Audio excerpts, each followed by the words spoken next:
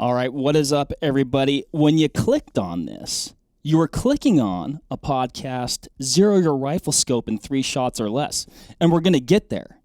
But before we get there, we've got Mr. Lake Pickle from Onyx Maps to talk about some very important things, some additional things that a person should be thinking about and learning about to up their odds of success in the field this fall. And we're talking about the Onyx Maps Elite Whitetail Shooting Course, a course that we partnered with you on, Lake. And man, it is really cool. So I appreciate you joining us, and tell us all about it.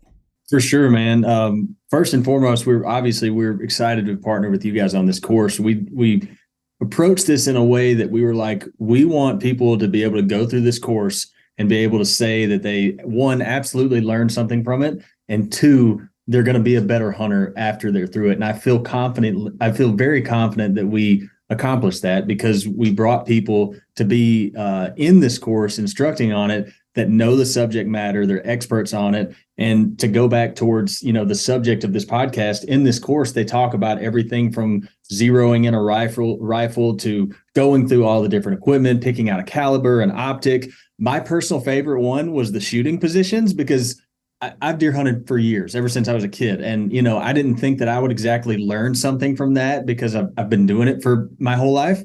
But they were so creative in shooting from a ground blind, shooting from a tree stand, and showing different techniques that you can use to be more stable and make a better shot. I learned more going through this course, getting ready for us to release it, than I thought I was going to. So we're very proud of it, and I think people are going to learn a lot from it. For sure. Yeah, I really liked that segment too. I mean, so much of any good shot comes down to stability. And we all know, a lot of us have deer hunted for a while. And if you haven't, this course is great for you as well. You often find yourself in awkward shooting positions. It seems like none of them are exactly the same. And being able to utilize different tools or techniques like they show in the video is like just instrumental and paramount to success. And so just a lot of great information there. And it's a lot of great information, and this is one of my favorite parts or aspects of the series.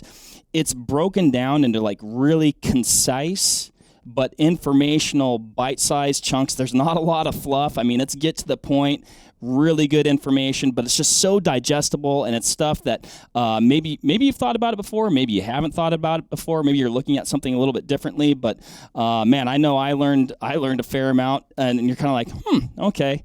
Maybe I don't know as much as I thought I knew. This is good information. Yeah. I mean, it's just if I'm ever in a situation again in my life where I have to, take a shot at a deer and I don't have, I have to quote unquote freehand it because of that course, they taught us strategies like, if you must freehand a shot, this is how you can do it and become the most stable. And I'm like, well, didn't know that. I'm glad I watched this. It's just stuff like that. And it's just adding more information to your arsenal, so to speak, that, like I said, will make you a better hunter. Yep. I mean, it is practical information that you can take to the field and practice immediately.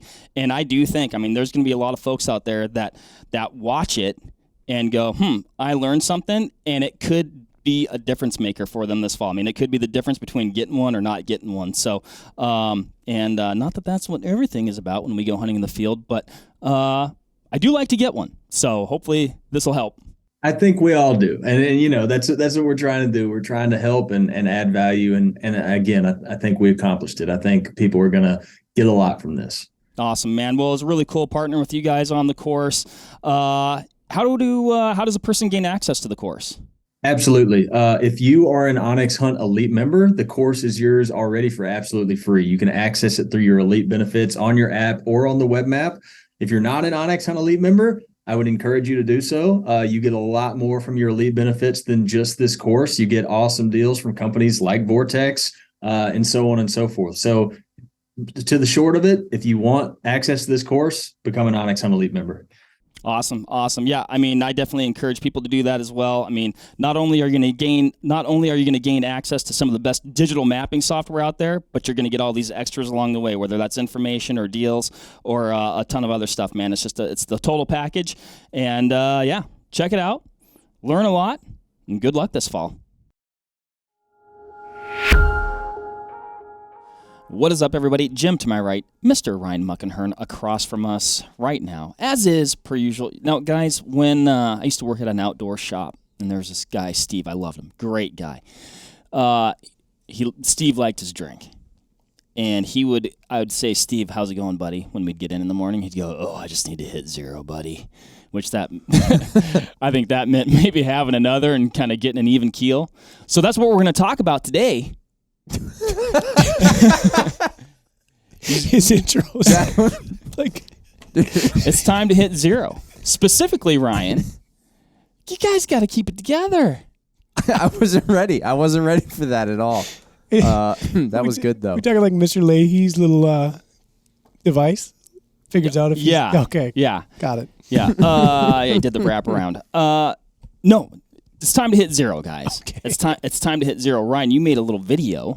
Not a video debut, but you made a little video the other day. I think the title was Zero Your Rifle in 3 Shots or Less. So I think we're going to talk about the method that you used for that. Sure. But there's also, and we've talked about zeroing before, but there's a few ways to, there's a few ways to skin the old zeroing cat, if you will. That there are. That's a true statement. Yeah. So let's, it's 'tis the season, at press time. Archery seasons have kicked off. Yes. And no one will have zeroed their rifles yet. Well, they should be thinking about it, though. Mm-hmm. Particularly if you're not a bow hunter, now's the time to zero your rifle, make any adjustments, possibly get some, what I would consider some last-minute ammo, and make sure you're ready because you want to be dialed when you hit the field. Yes, Ryan. Is this a time Ryan, if you're not watching YouTube, Ryan just raised his hand. Is this a time for a shameless plug for the upcoming hunter sighted? Yeah. Oh, okay. Yeah. Come down to Vortex Edge. Hang out with us. Get your deer rifle sighted in. Yeah, that's in November. It's coming up right before the old firearm season kickoff. Sign up for it on the old website. Yeah. There, right? Yep. Yeah. We have fun doing that. It's a great event. Yep. If, like you said, use the, we do it on the 50-yard range here. Yep.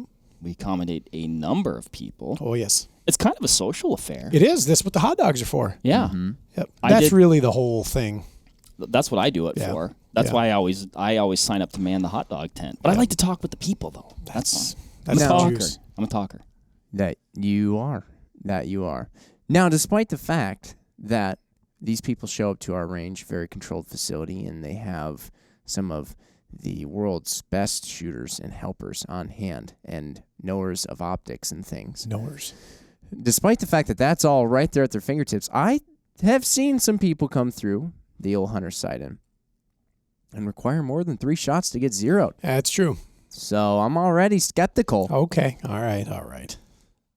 What's going on here? Yeah. What's your magic zero solution, Ryan? Well, so first things first, we've covered this at least 3 times on the Vortex Nation podcast, is proper setup.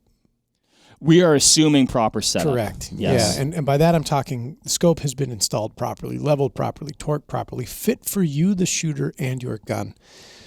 So let's say that we've gotten that far. Yeah. You ever paint anything? They always say that the prep work is the most important. Really? part. In painting? Oh, like I I was thinking like more art. Fair. Yeah. Just any kind of a more utilitarian style painting. The prep work is extremely important. Same deal in shooting. Absolutely. A solid bore sight is going to save you an exceptional amount of time and potentially money and effort.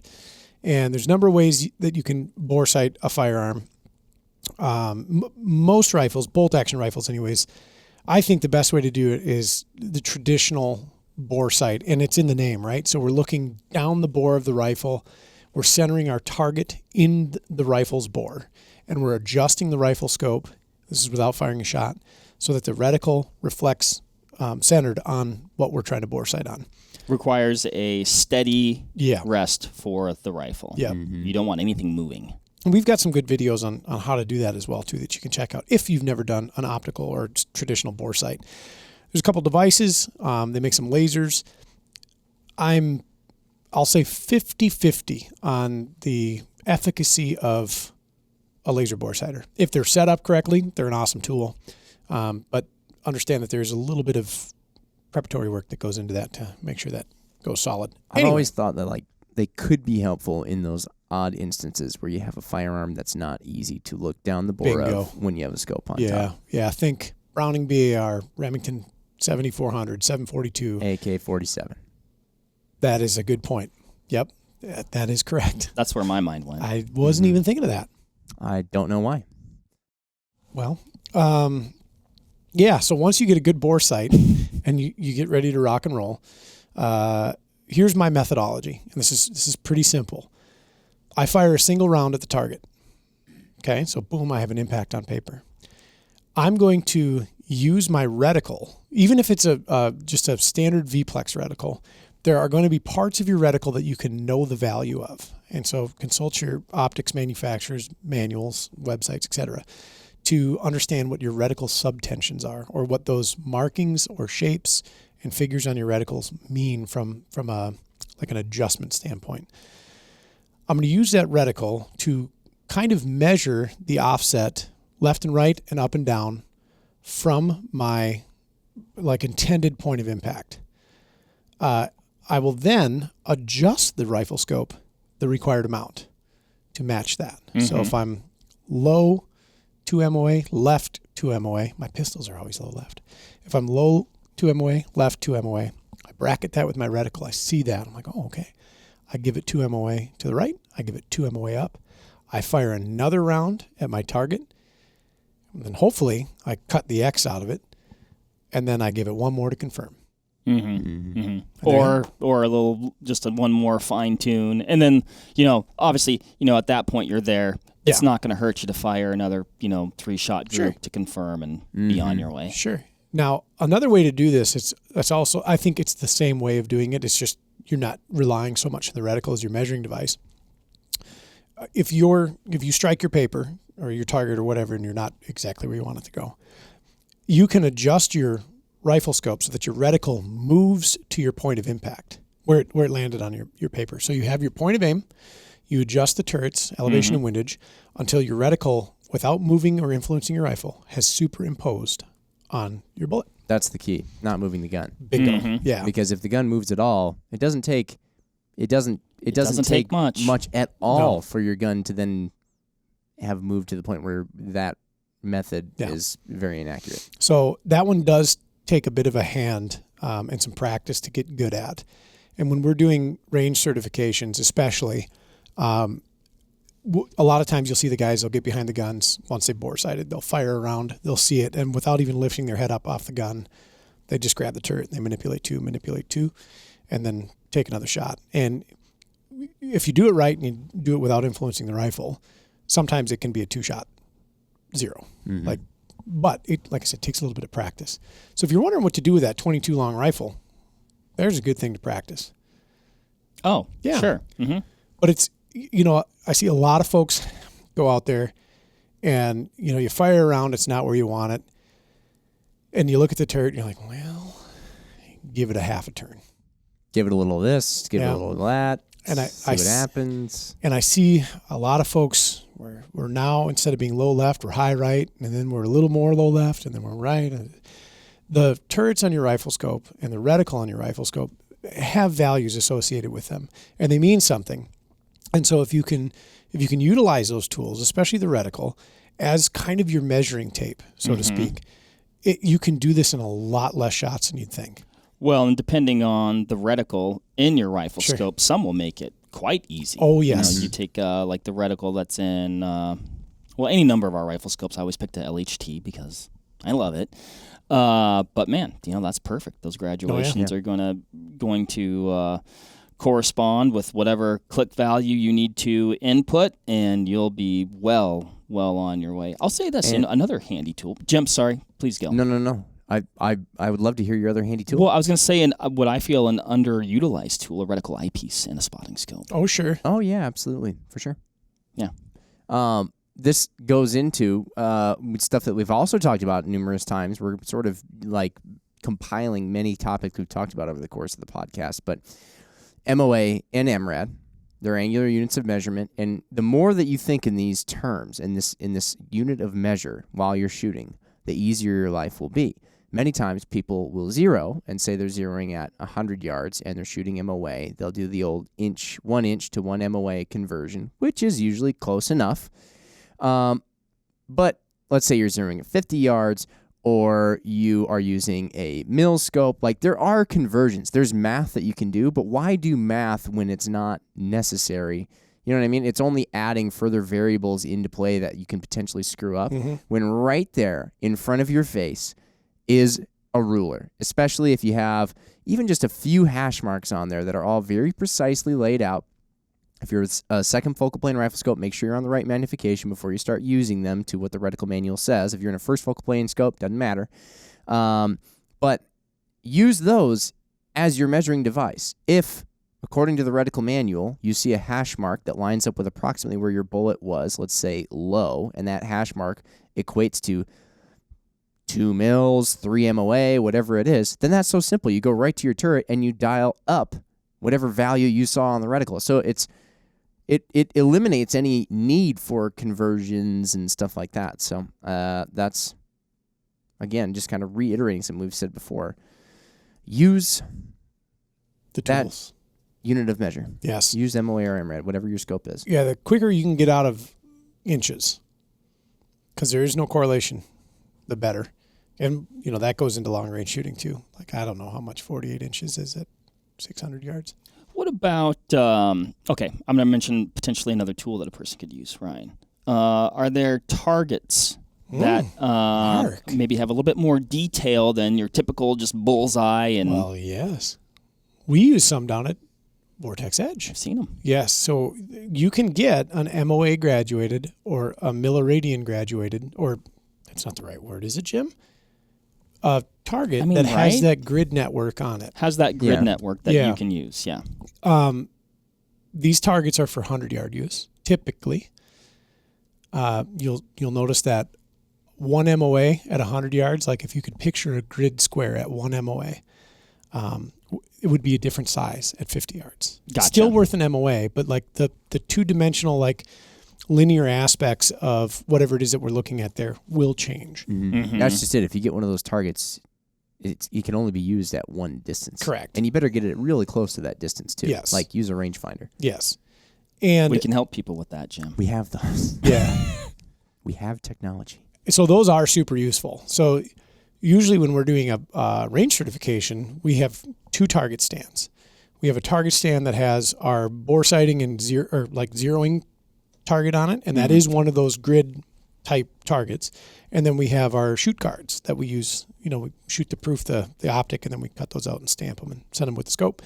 When we're doing the zero component, so bore sight on one feature of the target, and then execute the zero. A lot of times, if we're using a scope that has like a magnification level high enough to resolve that detail, those grid squares on there, that's super simple. I just look at them like, oh, okay, I got to go 0.2 of a mil up and 0.2 of a mil right, because I'm always low left. Make that adjustment and then want to confirm and right through the bowl.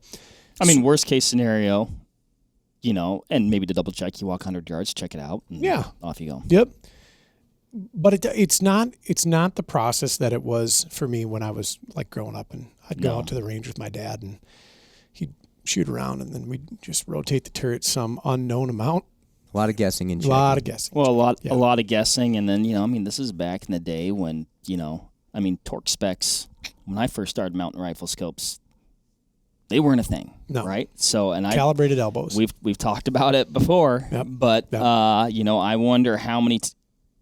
I think that created difficulty in getting zero. Like, oh, it's over adjusting, it's under adjusting. Oh, wait, hold on, I had this, this gross movement after 3. I made 3 adjustments when it didn't really move the last 2 times. And then you finally get it to stick somewhere where you want it. You're like, no touchy. Yeah. All the stuff that we have, the knowledge and the tools that we have now, alleviate a lot of that. Yeah, absolutely. Or hopefully do. Setup is crucial. And I think that a lot of what goes into the whole idea of a 3-shot zero or even a 2-shot zero, whatever it is that you're going to say that you can do, a lot of it goes into being super honest with yourself. So as far as setup goes, I think that we see people come in plenty of times and somebody else set up the optic, or it's been set up for ever. And they never really thought to check it very carefully as to whether or not it was mounted correctly, if the rings were right, if the base was right, whatever.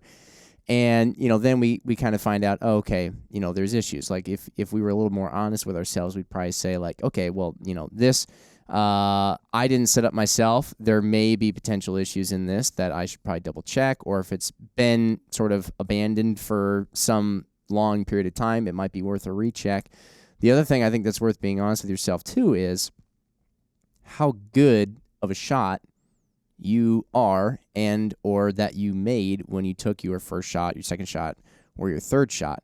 Because Ryan, your crew, you guys come down and shoot all the time. Like you said, you're doing the range certs. You guys shoot recreationally all the time. You guys go hunting. All of us in here at this table, and it's not to like brag, but like we shoot a fair amount. We have a range that's literally right next door.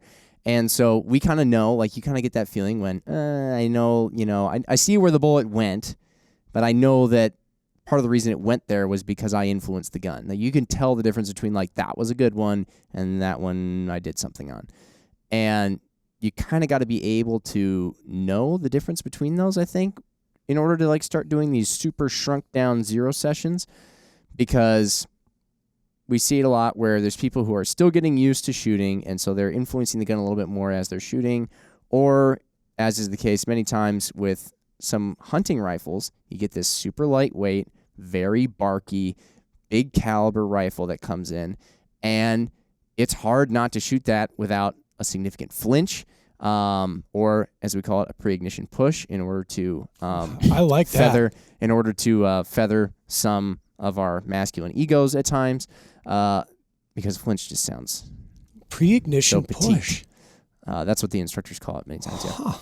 But, well, I mean, that's just something you got to be aware of. Well, and then it can be, you're trying to make adjustments off of impacts, right? And I'm going to get into a situation where we're beyond the 3-shot mark, right? We've all been there. And we've been there, and Ryan, you and I have been there, or I've been down at the range at times. I'm being scratching my head, a few question marks, like, oh, these 2 impacts did this, now this one did that. Which one do I trust? Which one's right? Cool the gun. What do I adjust to? Kind of chasing my tail a little bit. Then I start to question me, which it certainly could be, right? And Ryan, get down here. He'll be like, I'm too busy. I'm like, well, get down here anyway. And then he'll come down, and like I'd say more often than not, which I trust you're shooting greatly, like we'll see the same result, and it's like, okay, it's a rifle issue. It doesn't like this ammo issue. Yep. So those things come into play as well. It's not often, it can be the shooter, but it could be, maybe it's just not a great gun, or or maybe it just doesn't like that load. So there's things that come into play that are very important. You just have to account for. Yeah, and you make a really good point there. So if you get to see this video that we're talking about, like, I know that rifle inside out, up and down, left and right, and I know what its capabilities are with the ammunition that we're shooting. So I have an expectation that where that bullet went, assuming that I did my part and I call my shots correctly, my expectation is if I see that bullet on that piece of paper right there, that's where that gun's pointing. If this is a new to you system, new to you ammunition, new to you optic, and you don't have a lot of trigger time behind it, it's also not a terrible idea to just pick a point of hold and fire 3 rounds. Like, don't touch the turrets.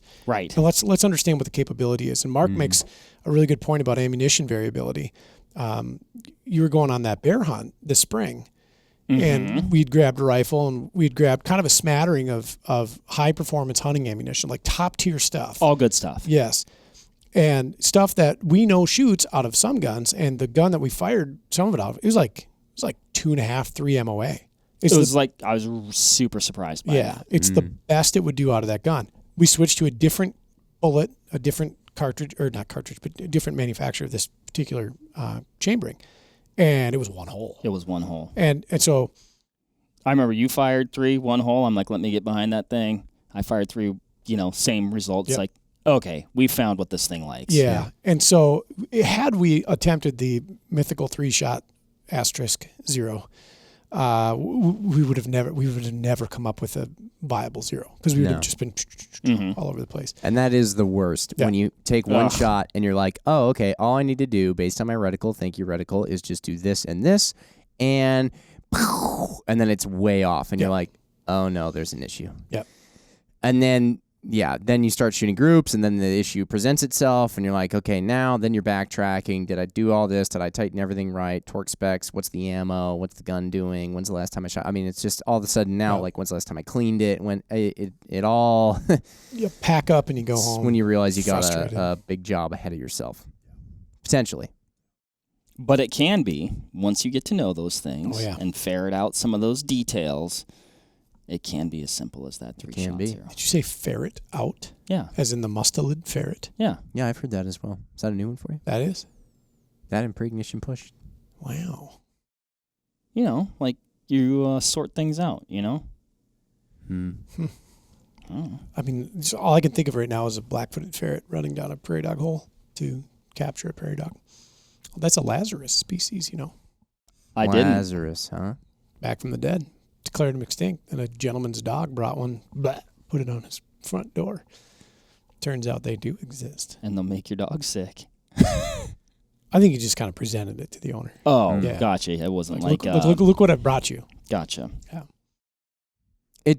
There is something to be said about being a person of simplicity in terms of your go-to rifle for a job, whether that's hunting or clandestine operations or competition or clandestine operations or fighting tyranny or clandestine operations, whatever it is. Being a person. Have you been doing a lot of clandestine stuff lately, Jim? I'm sorry, what? Being a person of simplicity, though, and having like your go-to setup, it can be refreshing because whenever you get to go back and you're like, okay, this is comfortable. I know this whole setup. Let's just double check this. Boom. Okay, we're going to make a little adjustment here or there. And because I'm this guy, because I love guns of all different varieties, especially odd ones that nobody else knows anything about, which then leads to many rabbit holes. But like every time you're switching up all this stuff, you can be chasing your tail a lot. We call these rifles we can trust. Rifles we can trust. I mean, RWT.